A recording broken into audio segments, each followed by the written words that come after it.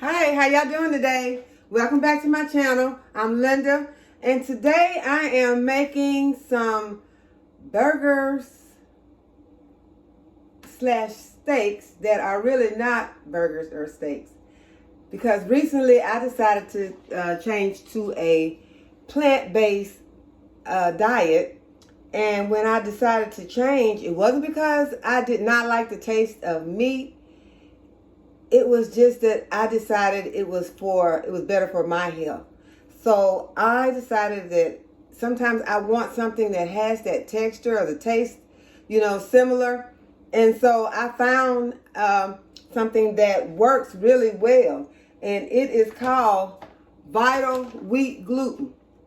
Now, for people who cannot have a gluten diet, this will not work for you. But if you don't have a problem with gluten, then this will work fine for you. And I don't have a problem with it, so I try to get some in my diet every now and then.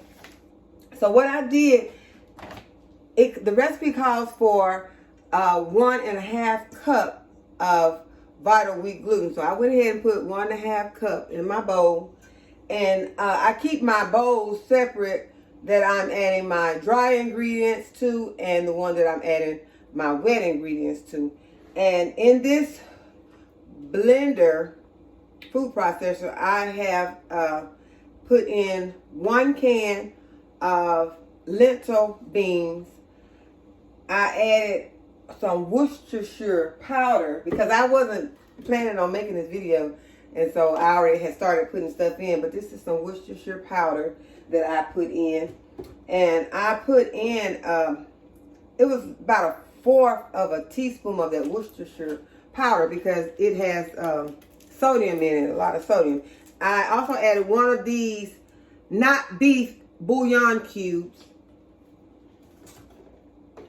and it's already in there. And I also added some granulated garlic, and it's in there. So the only thing that's in my dry bowl is my Vital Wheat Gluten, which is 1.5 cup. So now I'm going to go ahead and dice an onion really fast. Hopefully really fast. Chop it just where it can blend up really good in my food processor. It won't make it work so hard, and don't grind up my beans. I like to leave a little bit to my beans, a little texture to those beans. It helps to give me some texture to my product at the end. I also will add 1 tablespoon of liquid smoke.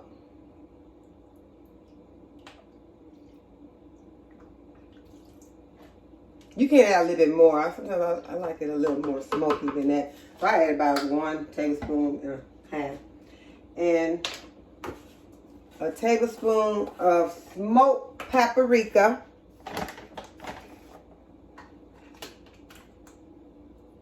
This is a 1/2 tablespoon measuring spoon, so I'll use it, and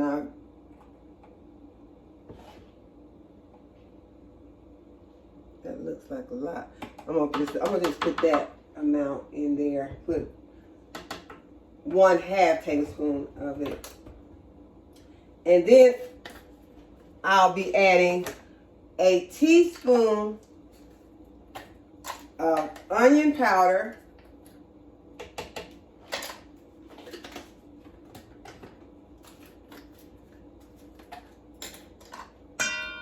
garlic powder,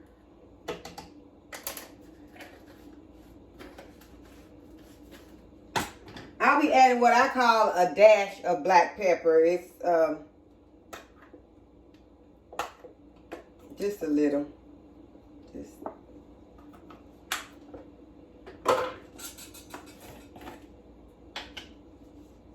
I'll be adding a tablespoon of my nutritional yeast. Now, if a person that does a plant-based diet all the time or on a regular basis have probably heard of most of these products. Nutritional yeast is a very good way of people that don't eat dairy to get dairy or meat to get. It's a good source of protein. So this one is made by Bragg's, and I ordered in a bigger one from Amazon, and I just kind of put it back in this little bottle. But I also am going to add, which I don't all the time, but I'm going to add a little of the Bragg's liquid amino. And this, if you've used this before, you know that it has to taste like soy sauce. And I'm just going to use a little of this because it has sodium, but not as much as soy sauce. So if you're trying to cut back on your sodium amount, this would be a good product for you to use, this Bragg liquid amino. So now I'm going to add my thyme and my rosemary. And I'm not going to put a whole bunch of it in there. I'm just going to use about a fourth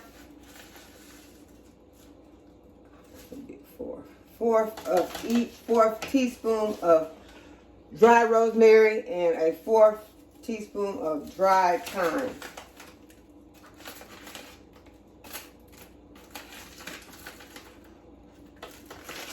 And it seems like a lot of ingredients, but you have to realize you're trying to make this taste like something similar to something that is really not. Or just give it, butter wheat gluten is similar to flour. If you can see, it looks just, you know, like some wheat flour. So you're going to give something a taste that you want it to taste meaty, proteiny. So some people say, well, why do you want it to taste like meat if you don't eat meat? Why don't you just eat meat? Well, because I'm trying to be more healthy, so go figure.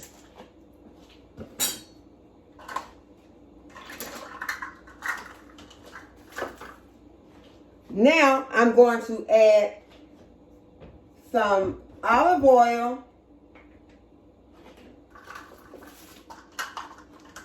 I think I got this 1/4 cup of olive oil. I don't have my glasses on, but one thing about this recipe, you don't have to be exact. I'm just trying to do some measurements because I know people want measurements. So I'm trying to give some measurements.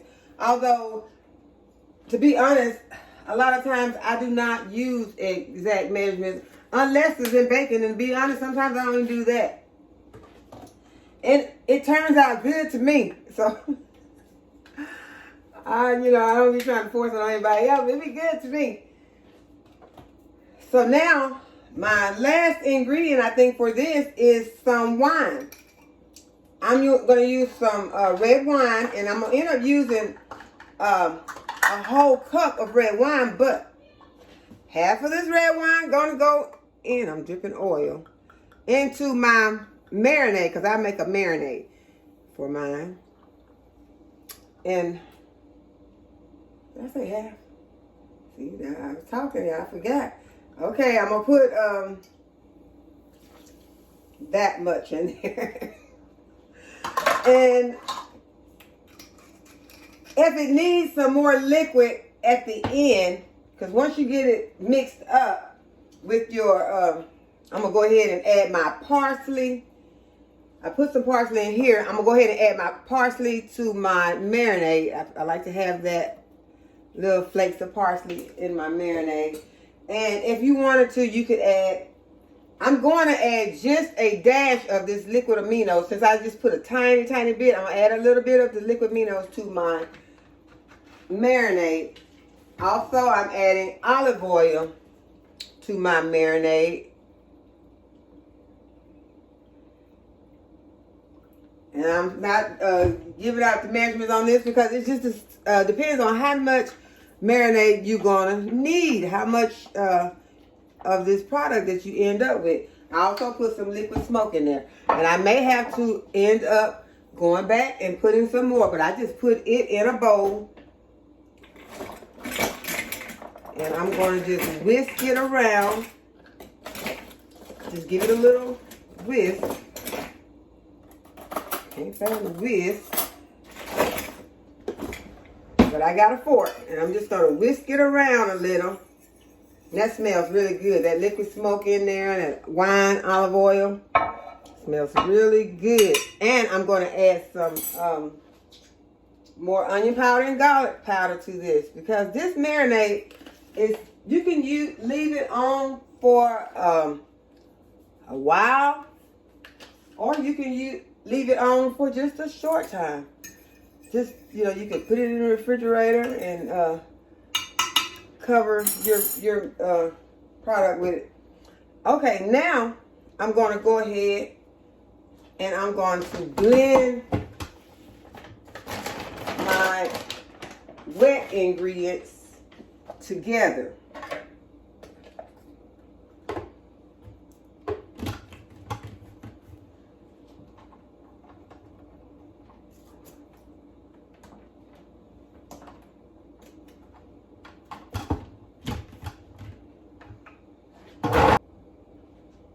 So the next thing that you want to do, you want to go ahead and mix your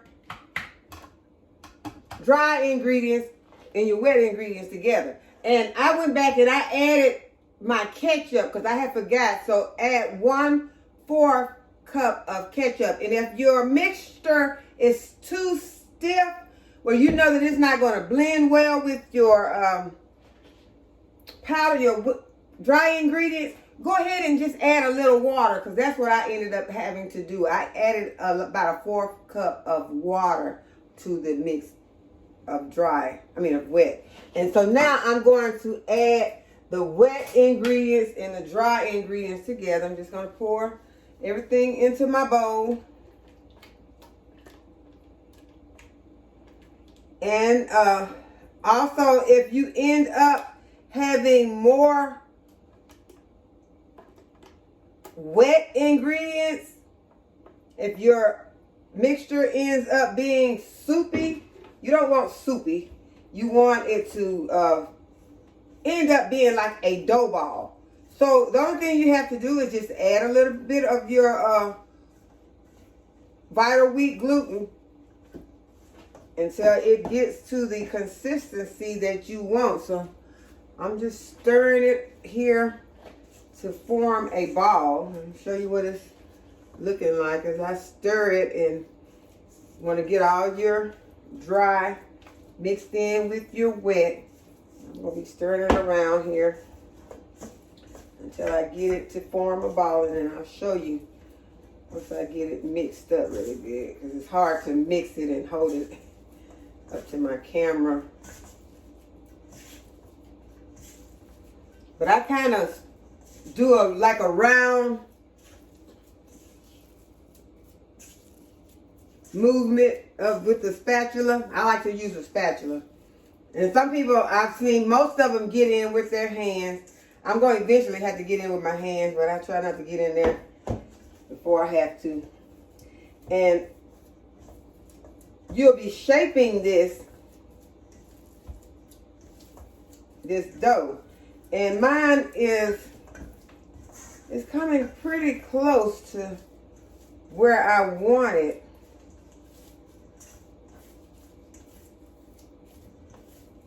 And I'm going to kind of knead it a minute with the spatula to give it get that gluten to form. Because right now it's not acting like at the beginning it doesn't act like a batter, or it doesn't act like a dough. So you knead it for a moment, and it doesn't take a long time. It doesn't take a whole lot of kneading.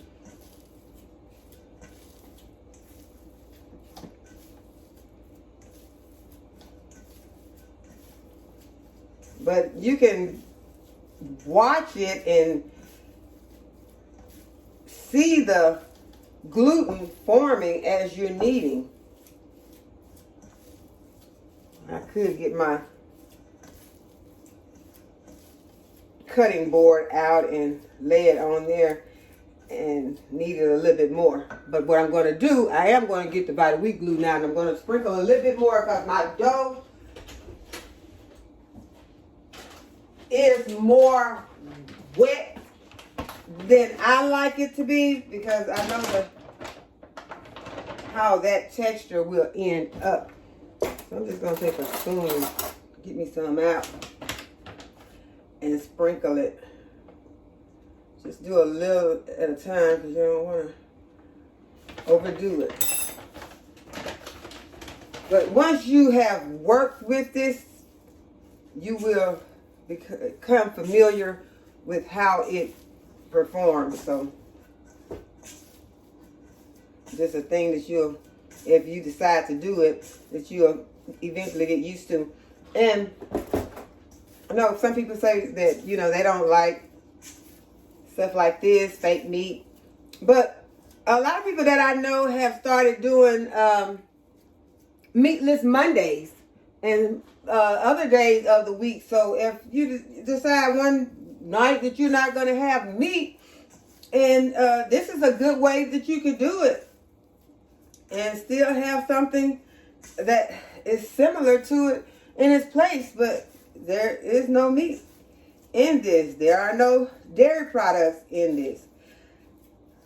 If you use regular Worcestershire, you would have, I think it's fish that they add to the Worcestershire. So you would have some meat in there. But this was a powder Worcestershire that does not have the fish in it. Okay, mine has gotten to a good point, and I've been touching on some stuff around here, and I'm just gonna give my hands a quick wash, because I'm about to start handling this.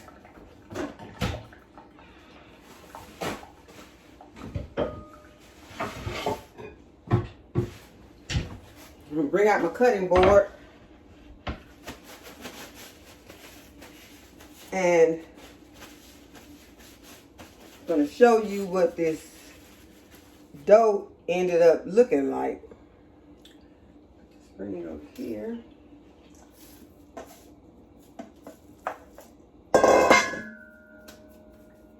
This is what the dough ended up looking like.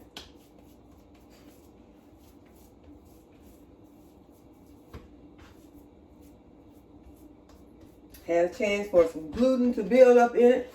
So what I do now is I take a knife and get this bowl out of the way.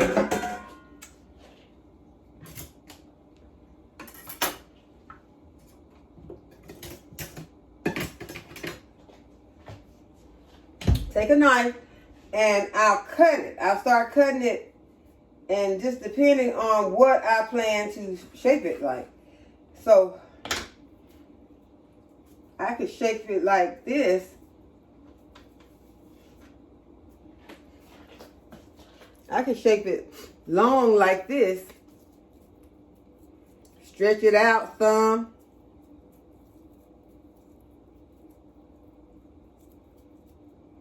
If I wanted a longer piece of protein, or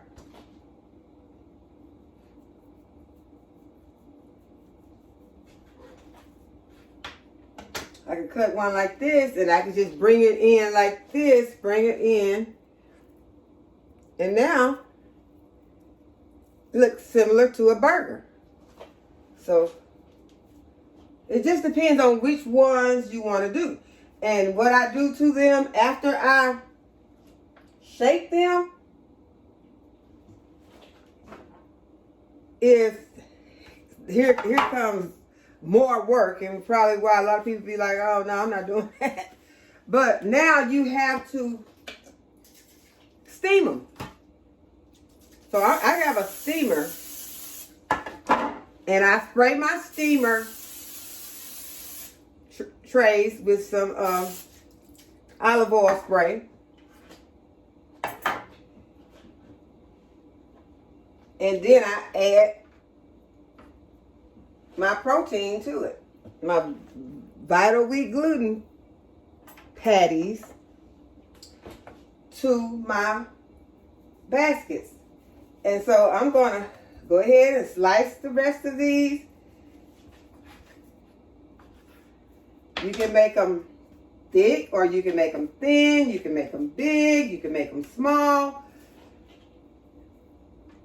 And just add them to your trays. And remember when you're making these that the size of them will increase. They will grow while they are steaming. They will puff up. So take that into consideration when you're making your patties, that these are going to get bigger. So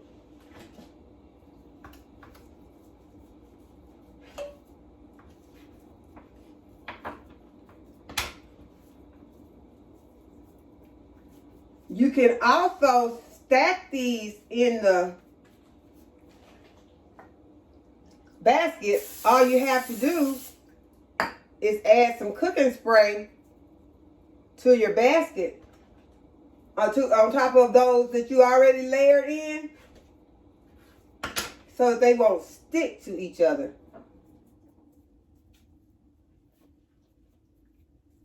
And then just lay them on top of the others.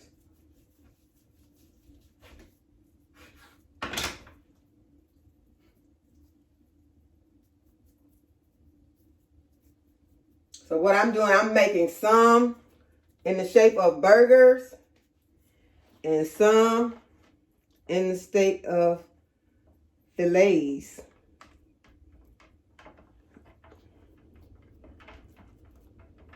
It don't have to be perfect. At least for me, mine don't have to be perfect. You might want to do yours perfect. And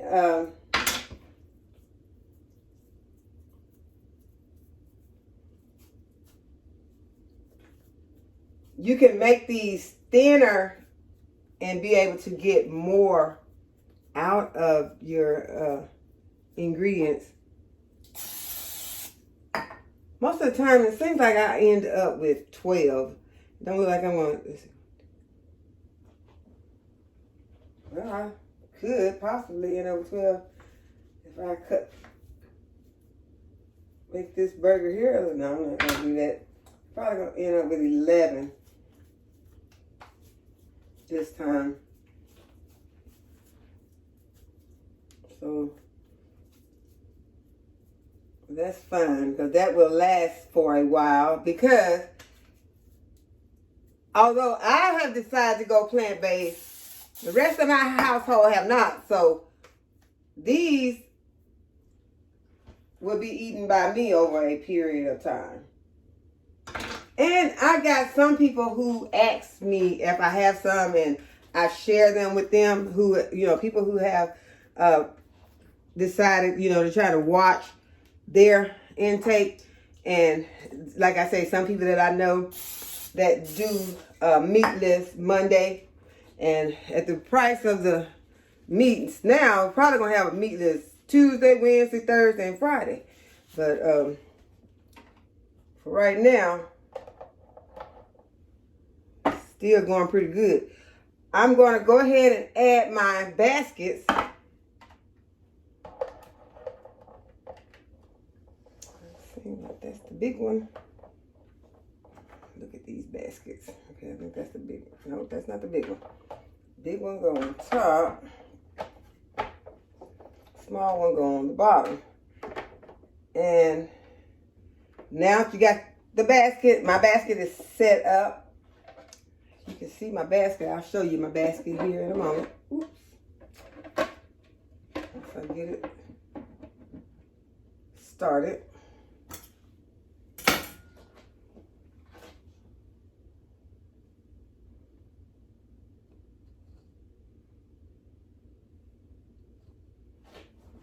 Move it. I think that would be the best and easiest way to do this. Bring it into the camera. Okay.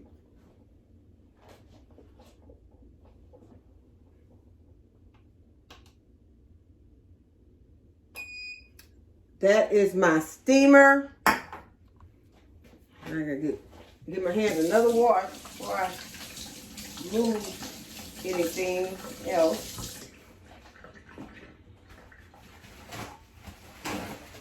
Let it dry before I pick up my phone. Okay, y'all, the timer has stopped on the steamer, and I've taken the patties out and put some of them into the marinade. That's what it's looking like in the marinade. See the patties inside the marinade. And once they come out of the marinade, I take them to my George Foreman grill. And that's where the grill marks get on. And that one's only been on there for a moment.